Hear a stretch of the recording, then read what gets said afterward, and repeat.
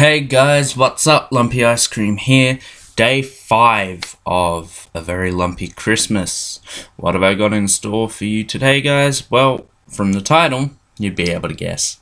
Yep, got my doctors ranked from worst to best.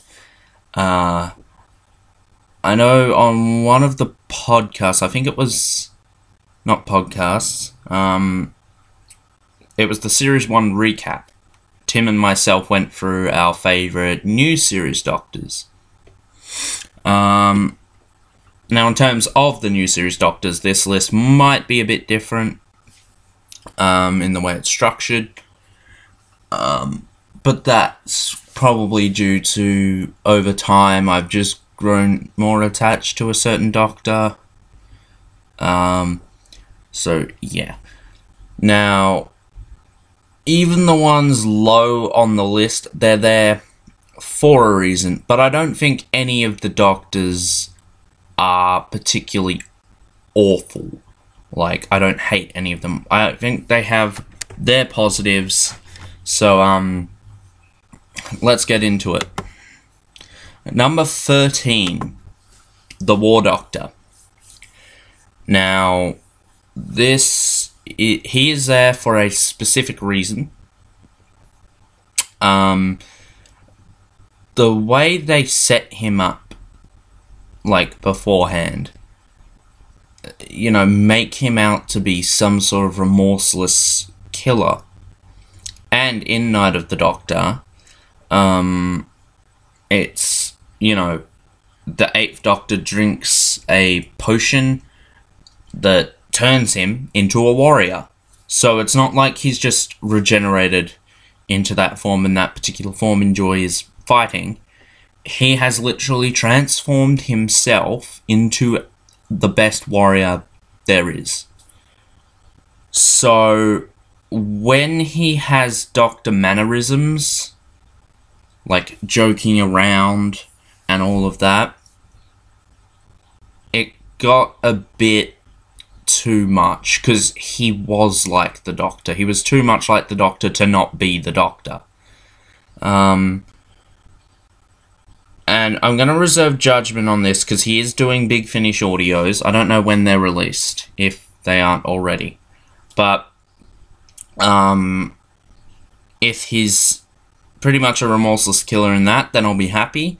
And that he just kind of, like, mellowed out after time, and it just kind of, like, what am I doing with myself? I don't know, but based off what I've seen, with the description given to the War Doctor and what we got, it was just kind of, it's kind of like Skovok's Blitzer. The description given to that it's like one of the, I don't know, it's one of the deadliest killing machines in the universe, and you know, you just have to basically flip over it and have a device that makes it think it's its master, despite the fact it can see.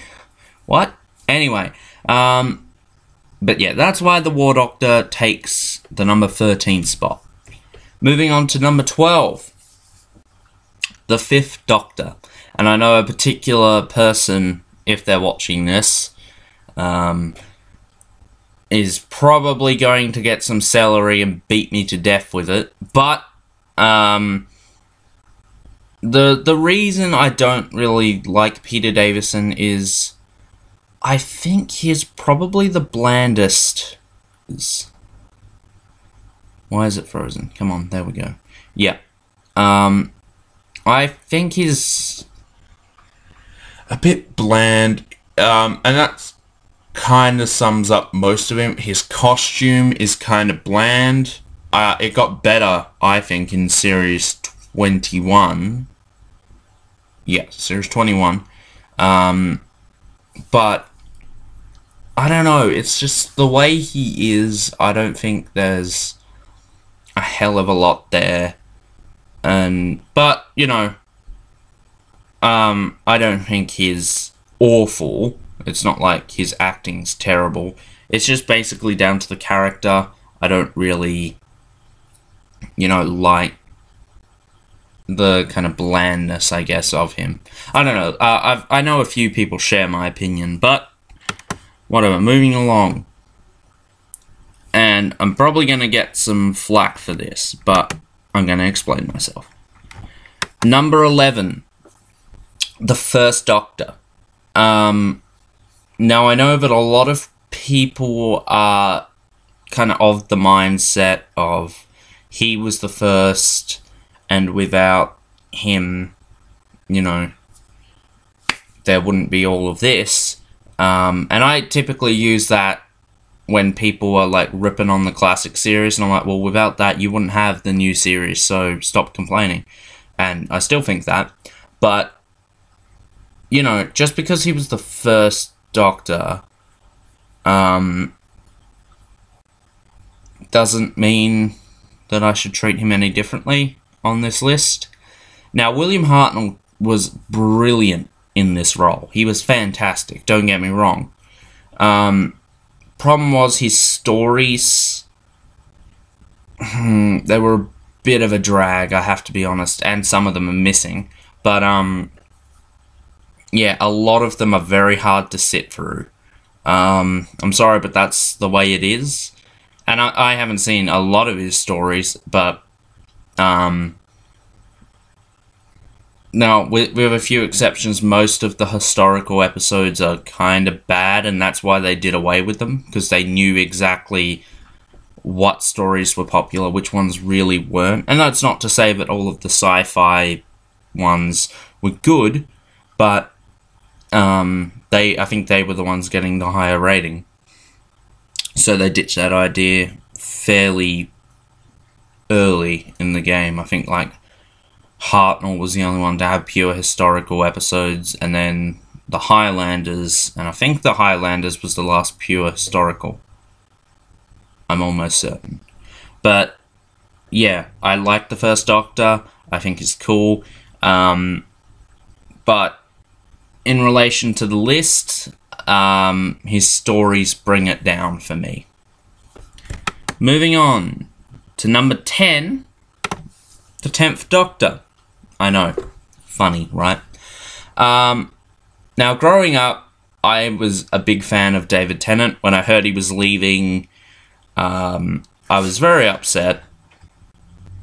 And, yeah. But, you know, as time's gone on, I've grown to not like him as much. Kind of like the Phantom Menace. But I flat out hate the Phantom Menace. I don't flat out hate the 10th Doctor. I flat out hate things about him. For example, he was way too human. Which I think is the shared problem with the 5th Doctor. He was just a bit too human for my liking. So, but he would have those times when he would just be a stone cold badass, like in Family of Blood, when he, like, the look he gives them, fantastic. You know, there were aspects I didn't like when he would, you know, be all romantic and all of that. It's just, no. Well, that's more so a problem with the era rather than the character itself. But, yeah. So that's why the 10th Doctor is number 10. Moving on to number 9, the 9th Doctor.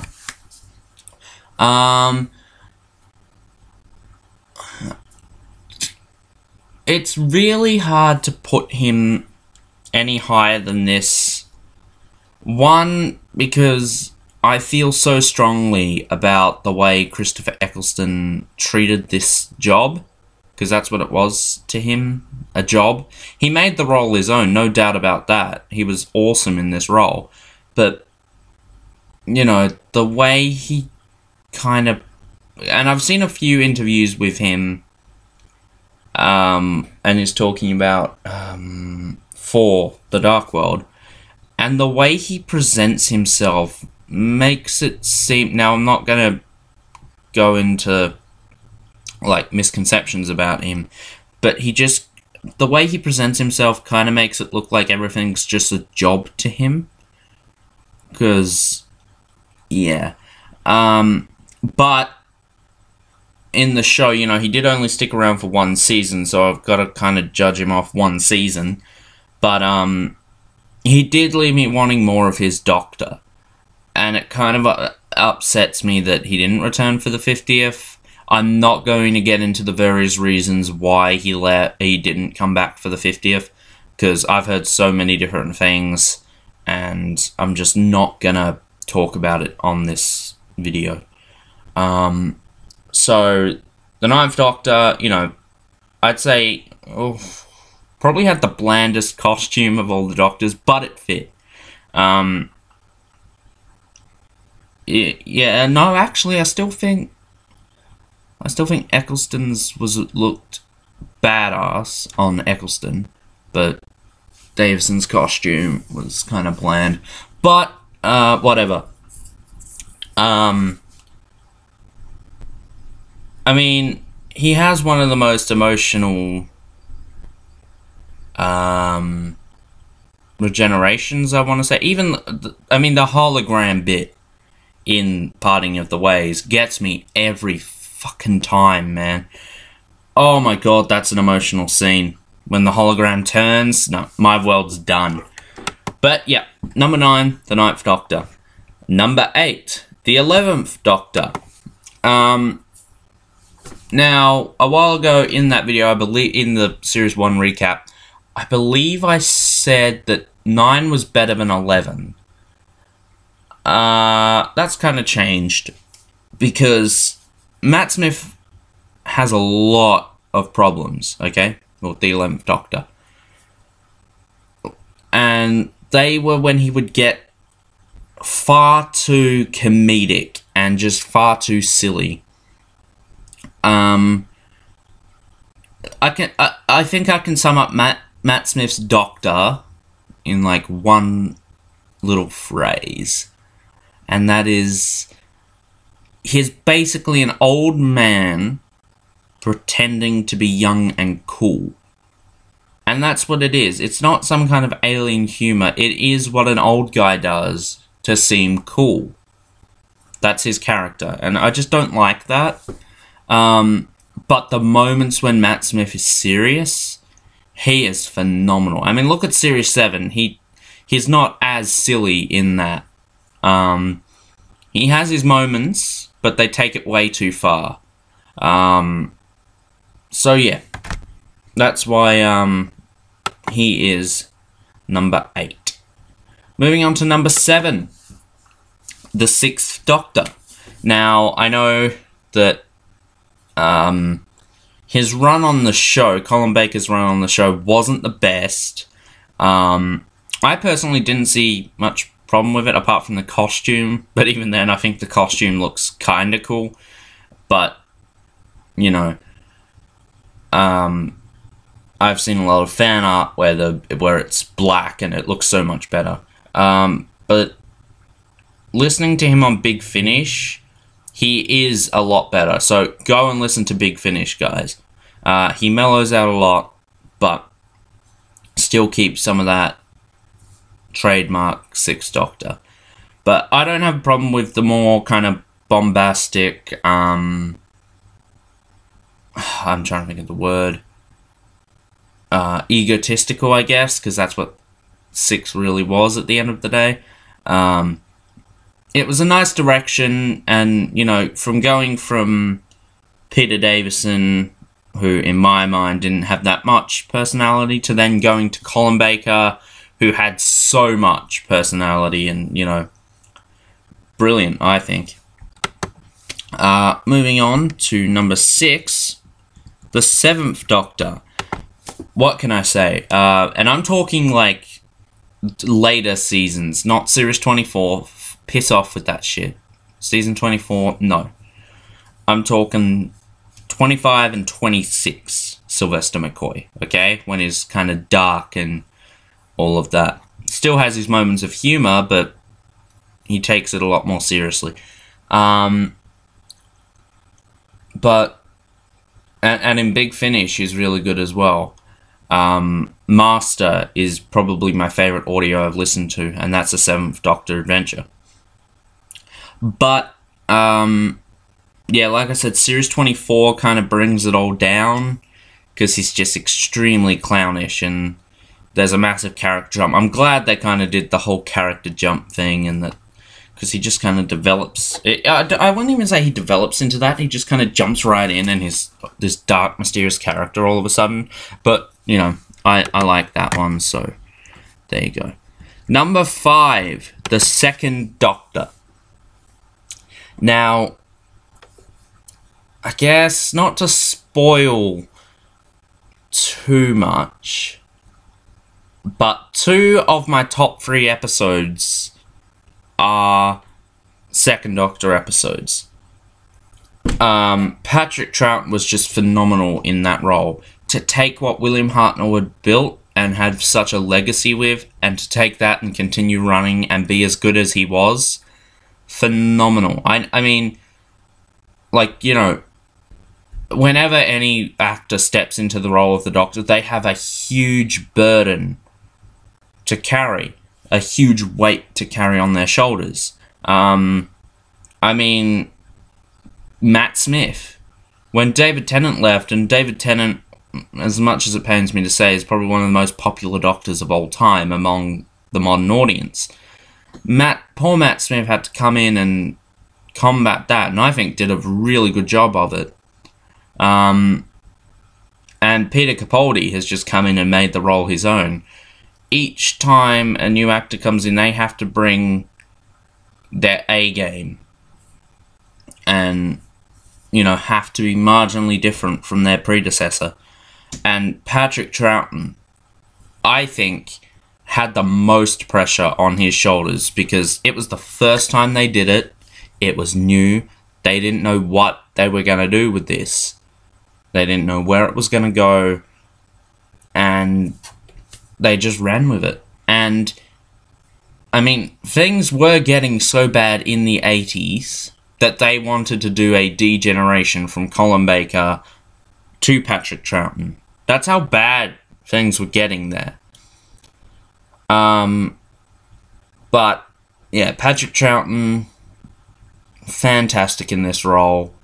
One of my all-time favourite moments is when he sits down with Victoria and talks about his family. That's just a beautiful scene. And there's no, like, booming orchestral, I don't know, music. There's just them two talking. I think there's some subtle music in the background, but I can't quite remember. But yeah, that just, you know, everything about Patrick Troughton was just hilarious, but yet, you know, when he needed to, there were certain things. Just like Matt Smith, there are certain things that go a bit too far.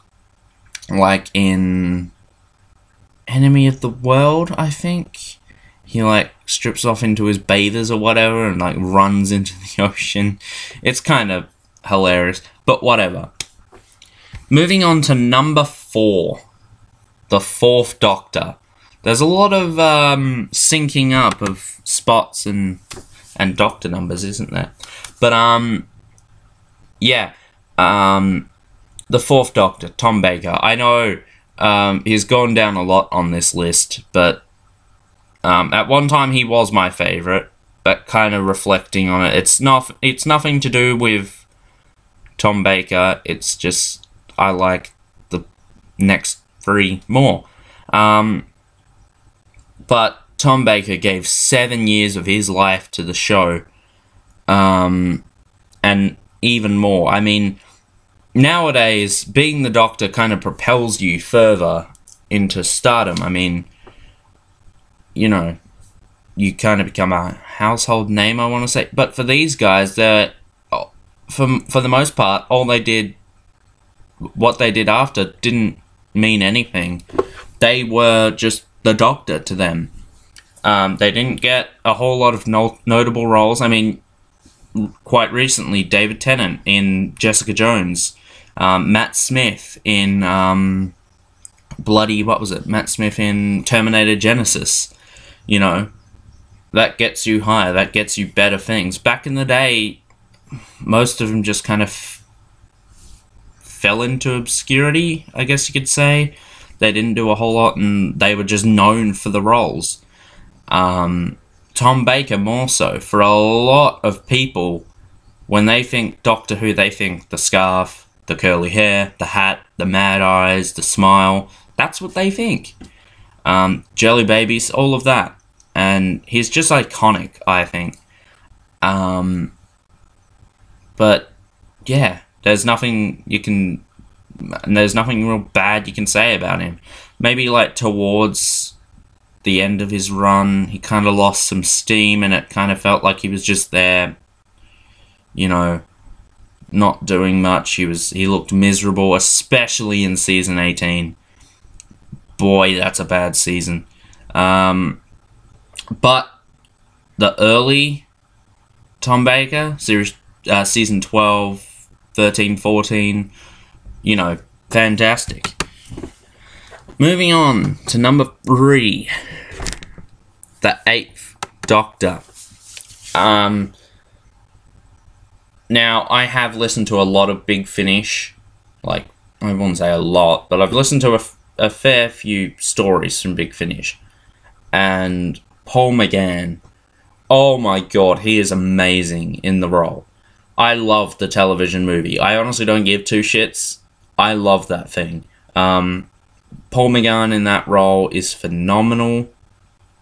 I just, you know, I think he's really awesome. He kind of just sums up being a hero and being, you know, suave and just, you know, he's awesome, I think.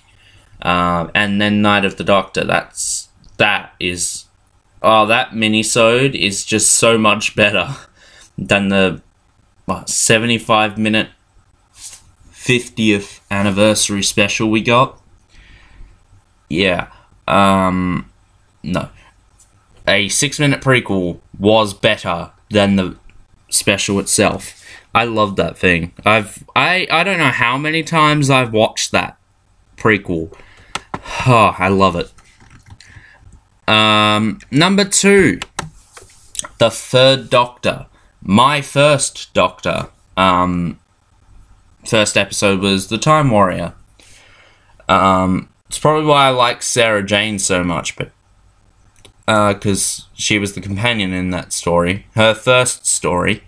And it's probably why I like the Sontarans so much, because they were the first, that's where they were first introduced, and they were the first villains to put me behind a couch in fear. I remember when they first showed the Sontaran's face, I was scared out of my 7-year-old mind. That was tough to sit through. But John Pertwee, man, he was awesome. You know, sadly, the first 3 actors to play the Doctor are dead. John Pertwee died the year I was born. So, yeah. Yeah, what can I say? I mean, God rest William Hartnell, Patrick Troughton, and John Pertwee's souls. They were phenomenal. They gave their lives to this show. They gave it everything they had. And, I mean, just look at John Pertwee. You know, he would always turn up to conventions dressed in the velvet jacket, the frilly shirt, and, you know, he truly loved the fans, and I think all of these actors did. So, yeah, getting sentimental there, that's not me, stop it. No. But number 1, of course, the 12th Doctor. In under 2 seasons, it's not even been 2 full seasons yet, Peter Capaldi has already cemented himself as my favourite Doctor. He has taken this role and just made it his own. In Series 8, I liked I like that whole kind of not giving two shits about anything and just getting to the end of this. I don't care how many people have to sacrifice. They are needed sacrifices. I need to sacrifice these people to make sure these larger amount of people can get home safe. I liked that approach, and one reason I liked that approach was because I knew they weren't going to have a doctor like that forever. Peter Capaldi wasn't going to be that doctor forever, but some people just couldn't kind of see that. Some people just kind of judged it like, oh, I don't want this doctor. I'm like, well, it's just for like this and maybe next season. But series 9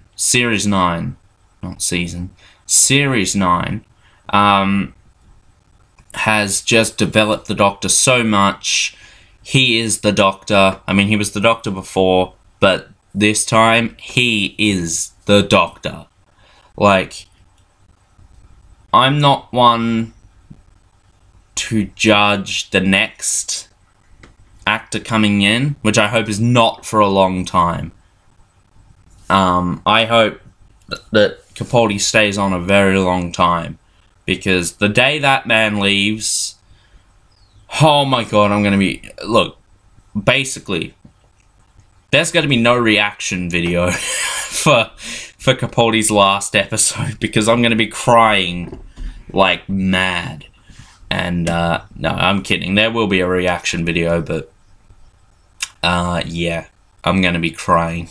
I am gonna admit it now. I'm gonna be, like, crying my eyes out. I'm crying about it now, just thinking about Capaldi leaving. I don't want to do it. But, man, like, after watching Heaven Sent, which is just 55 minutes of him just, you know, talking to himself, I have to put him at number 1, because, you know, Heaven Sent, I'm still trying to decide if it alone is better than the opening 2-parter. Although they're kind of fucking cheating now, because Face the Raven has now been changed to add to this story. So it's a 3-part finale. So, you know, I mean, we're gonna have to see how Hellbent shapes up. Oh man, that has a lot riding on its shoulders, because Face the Raven was awesome, and Heaven Sent is contender alone for best of the series. And for those who don't know, Magician's Apprentice and Witch's Familiar is currently my favourite new series story. It instantly, like, jumped into the top 10. And by top 10, I mean top 10 classic and new series stories. But, we're gonna have to see how Hellbent shapes up and see how this story caps off. So yeah, guys, that was my list of all 13 Doctors. I mean, if you want to get nitpicky, I could have put the Metacrisis in there. Spoiler alert, Metacrisis would be bottom. I hate the Metacrisis Doctor. Fuck the Metacrisis Doctor. Anyway, that'll be that. Let me know your list in the comments below. Even if you've just watched New Who, put your New Who list down below, and yeah, I'll read them and, you know, either comment or I'll leave a reply instead of making a video to talk about it, because I don't know, I'm weird like that. So the video tomorrow, I still have to talk to Phoenix Fire about it, but I'm sure he'll be more than happy to be on board with it. We are going to be watching Series 9 in its entirety. We're probably going to start off at Last Christmas, maybe not. We're just depending on what mood we'll be in for it, especially because we know Magician's Apprentice is right around the corner. So if we do it with Last Christmas, it'll be 9 hours. So a 9-hour video. If not, it'll be like 8 hours. So I'll talk about that with Phoenix Fire, but that will be tomorrow's video. It will be filmed today, but it won't be uploaded today. There's no way in hell. So yeah, that'll be that. That's gonna be a long video, so you know, pause it and you know, get your bearings if you need to, and just, you know, I don't expect anyone to sit down and fully watch an 8-hour video in one sitting. It's just not going to happen. So yeah, but I do appreciate if you sit down and watch that video in segments, because, you know, I'm sure Phoenix Fire and myself will have a ball sitting through it. It will kind of serve as a commentary track, but not a traditional commentary track, because there will be audio in the actual episode. So there'll be audio from the actual episodes in there. So it will basically be our reaction videos, but we'll be talking about how we feel about things. You know, we'll be talking about how we feel about the episode as the episode's going. So that'll be fun. And I think that's it. So yeah, guys, not long now before Doctor Who's done until Christmas. Oh yeah, I think I'll give you my quick thoughts on the new sonic screwdriver. Sorry if I just spoiled that, but they showed a picture for the Christmas special, and 12 has a new Sonic, and oh my god, the thing looks fucking beautiful. When that fucking toy comes out, I am buying that shit up. It looks beautiful. Currently my favorite Sonic design would probably have to be the 8th Doctor's, just because I like that simplistic look, yet it still has a bit more going on than just being simple silver.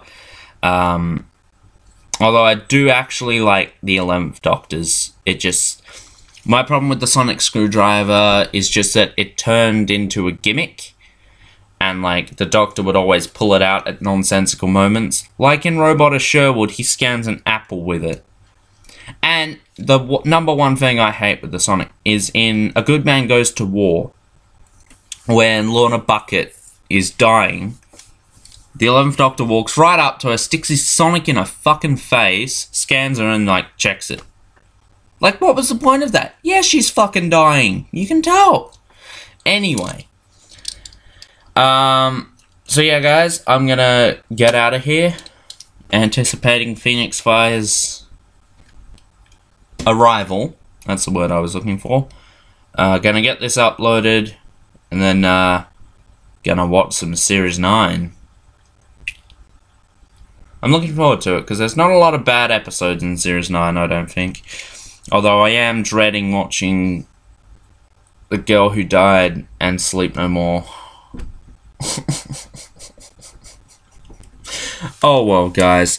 I shall see you all tomorrow on the Thick Plus Fin Productions channel, because that video will go up first, the reaction video.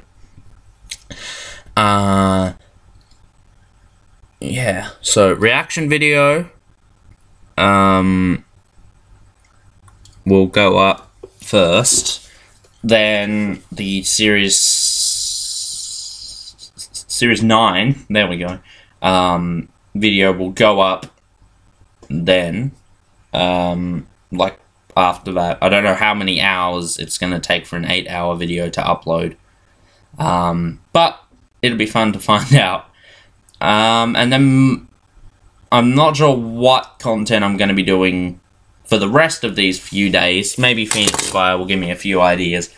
But on the Thick Plus Fin channel, we are going to start doing commentary tracks for the original Star Wars movies. So because we missed out this week, on Wednesday, we're going to sit down, watch A New Hope, upload the commentary track for that, then sit down and watch Empire, do the commentary track for that, and upload it.